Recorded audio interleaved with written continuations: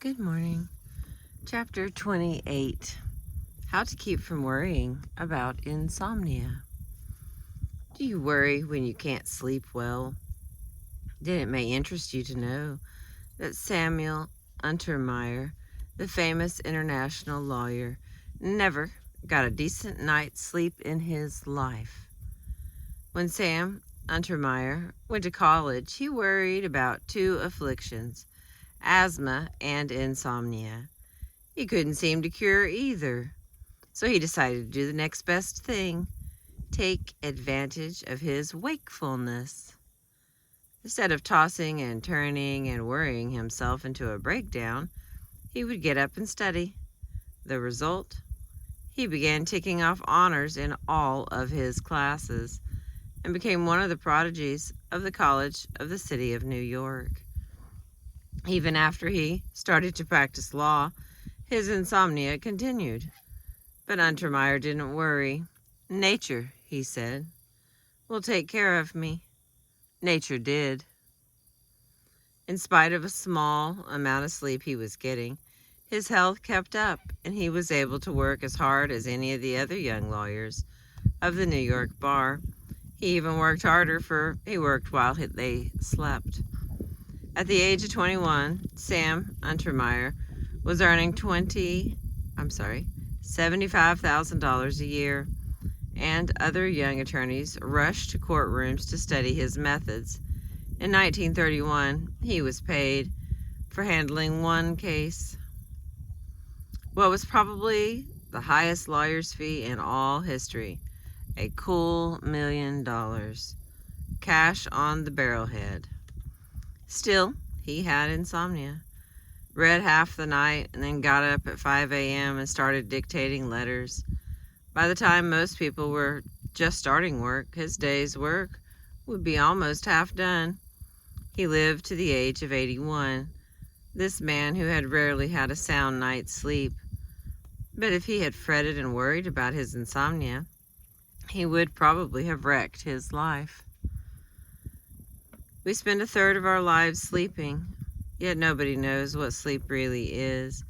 We know it is a habit and a state of rest in which, sorry about that.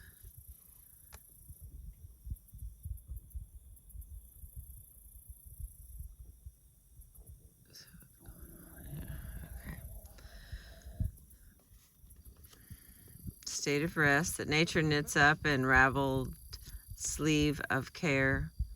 But we don't know how many hours of sleep each individual requires.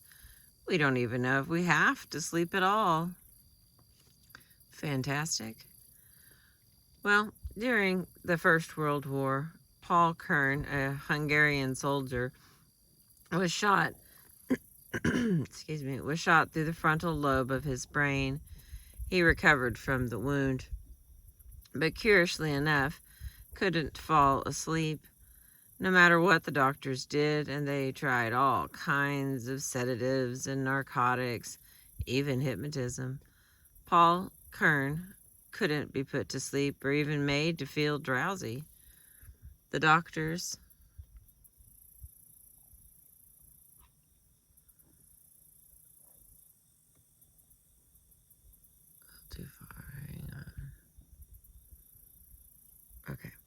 The doctor said he wouldn't live long, but he fooled them.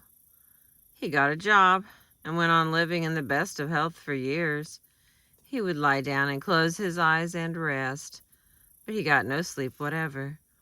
His case was a medical mystery that upset many of our beliefs about sleep. Some people require far more sleep than others.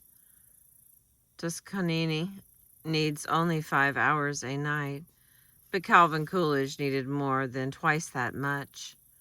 Coolidge slept 11 hours out of every 24. In other words, Toscanini had been sleeping away approximately 1/5 of his life, while Coolidge slept away almost half of his. Worrying about insomnia will hurt you far more than insomnia. For example, one of my students, Ira Sandner, of 173 Overpeck Avenue, Ridgefield Park, New Jersey, was driven nearly to suicide by chronic insomnia. I actually thought I was going insane, Ira Sandner told me. The trouble was in the beginning that I was too sound a sleeper. I wouldn't wake up when the alarm went off. And the result was that I was getting to work late in the morning. I worried about it. And in fact, my boss warned me that I would have to be at work on time. I knew that if I kept on oversleeping, I would lose my job. I told my friends about it, and one of them suggested I concentrate hard on the alarm clock before I went to sleep. That started the insomnia. The tick, tick, tick of that blasted alarm clock became an obsession. Kept me awake, tossing all night long. When morning came, I was almost ill. I was ill from fatigue and worry. This kept on for 8 weeks. I cannot put into words the tortures I suffered. I was convinced I was going insane. Sometimes I paced the floor for hours at a time, and I honestly considered jumping out of the window and ending the whole thing.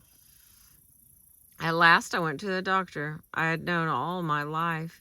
He said, Ira, I can't help you. No one can help you because you have brought this thing on yourself. Go to bed nights, and if you can't fall asleep, forget all about it. Just say to yourself, I don't care a hang if I don't go to sleep. It's all right with me if I lie awake till morning. Keep your eyes closed and say, as long as I just lie still and don't worry about it, I'll be getting rest anyway. I did that, said Sadner, and in 2 weeks' time I was dropping off to sleep. In less than 1 month, I was sleeping 8 hours, and my nerves were back to normal. It wasn't insomnia that was killing Ira Sandner. It was his worry about it. Dr. Nathaniel Kleitman, professor at the University of Chicago, has done more research work on sleep than has any other living man. He is the world's expert on sleep. He declares that he has never known anyone to die from insomnia. To be sure, a man might worry about insomnia until he lowered his vitality and was swept away by germs. But it was the worry that did the damage, not the insomnia itself. Dr. Kleitman also says that the people who worry about insomnia usually sleep far more than they realize. The man who swears, I never slept a wink last night, may have slept 4 hours without knowing it. For example, one of the most profound thinkers of the 19th century, Herbert Spencer, was an old bachelor, lived in a boarding house, and bored everyone with his talk about his insomnia. He even put stoppings in his ears to keep out the noise and quiet his nerves. Sometimes he took opium to induce sleep. One night, he and Professor Sayce of Oxford shared the same room at a hotel. The next morning, Spencer declared he hadn't slept a wink all night.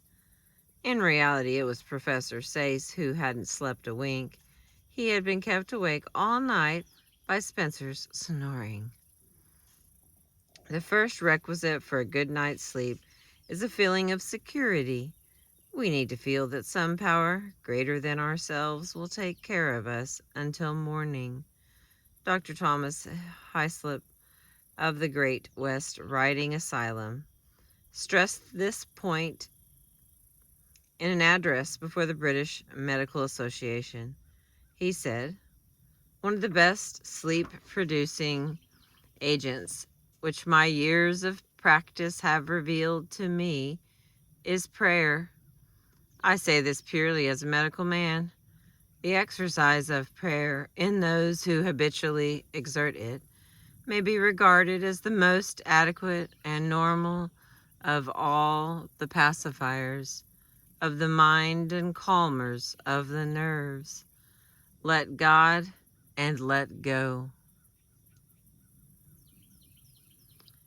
Jeanette MacDonald told me that when she was depressed and worried and had difficulty in going to sleep, she could always get a feeling of security by repeating Psalms. The Lord is my shepherd, I shall not want. He maketh me to lie down in green pastures. He leadeth me beside the still waters. Excuse me. But if you are not religious and have to do things the hard way, then learn to relax by physical measures. Dr. David Harold Fink, who wrote Release from Nervous Tension, says that the best way to do this is to talk to your body. According to Dr. Fink, words are the key to all kinds of hypnosis. And when you constantly can't sleep, it is because you have talked yourself into a case of insomnia. The way to undo this is to dehypnotize yourself, and you can do it by saying to the muscles of your body, let go, let go, loosen up and relax. We already know that the mind and nerves can't relax while the muscles are tense. So if we want to go to sleep, we start with the muscles. Dr. Fink recommends, and it works out in practice, that we put a pillow under the knees to ease the tension on the legs, and that we tuck small pillows under the arms for the very same reason. Then, by telling the jaw to relax, the eyes, the arms, and the legs, we finally drop off to sleep before we know what has hit us. I've tried it. I know. If you have trouble sleeping, get a hold of Dr. Fink's book, Release from Nervous Tension, which I have mentioned earlier. It is the only book I know of that is both lively reading and a cure for insomnia. One of the best cures for insomnia is making yourself physically tired by gardening, swimming, tennis, golf, skiing, or by just plain physically exhausting work. That is what Theodore Dreiser did when he was a struggling young author. He was worried about insomnia, so he got a job working as a section hand on the New York Central Railway. And after a day of driving spikes and shoveling gravel, he was so exhausted that he could hardly stay awake long enough to eat. If we get tired enough, nature will force us to sleep, even while we are walking. To illustrate, when I was just 13 years old, my father shipped a carload of fat hogs to St. Joe, Missouri. Since he got 2 free railroad passes, he took me along with him. Up until that time, I had never been in a town of more than 4,000. When I landed in St. Joe, a city of 60,000, I was agog with excitement.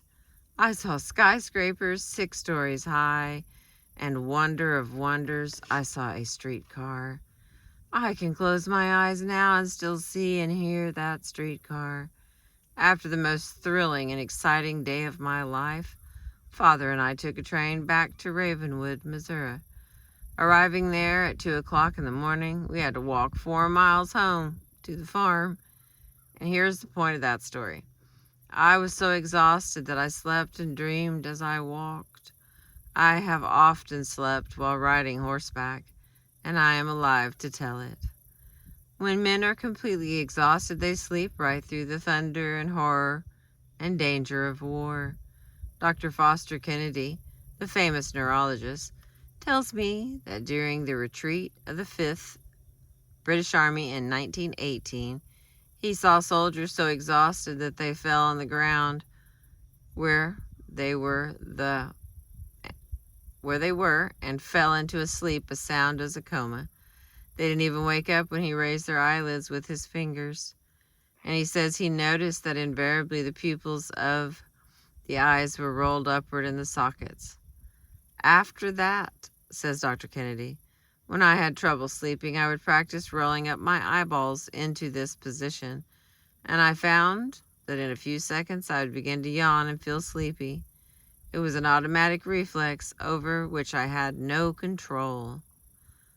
No man ever committed suicide by refusing to sleep, and no one ever will. Nature will force a man to sleep, In spite of all his will and power, nature will let us go without food or water far longer than she will let us go without sleep. Speaking of suicide reminds me of a case that Dr. Henry C. Link describes in his book, The Rediscovery of Man.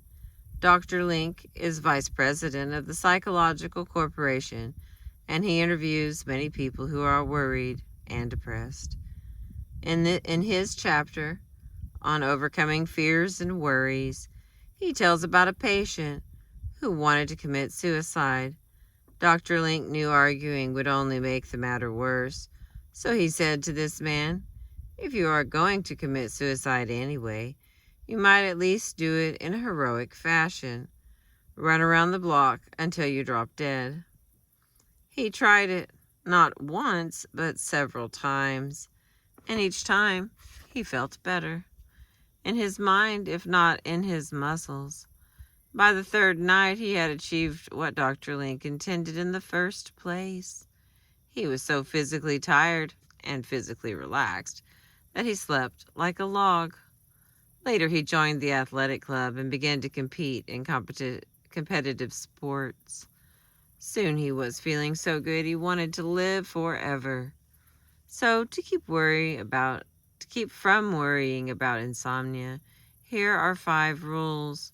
Number 1, if you can't sleep, do what Samuel Untermeyer did. Get up and work or read until you do feel sleepy. Number 2, remember that no one was ever killed by lack of sleep. Worrying about insomnia usually causes far more damage than sleeplessness. Number 3, try prayer or repeat Psalms as Jeanette MacDonald does.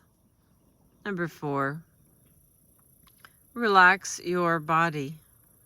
Read the book Release from Nervous Tension. And the last one, number 5, exercise. Get yourself so physically tired you can't stay awake. Part 7 in a nutshell. 6 ways to prevent fatigue and worry and keep your energy and spirits high. Okay. Rule 1, rest before you get tired.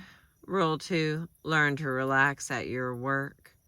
Rule 3, if you are a housewife, protect your health and appearance by relaxing at home. Rule 4, apply these 4 good working habits. A, clear your desk of all papers except those relating to the immediate problem at hand. B, do things in the order of their importance. C, when you face a problem, solve it then and there if you have the facts necessary to make a decision. D, learn to organize, deputize, and supervise.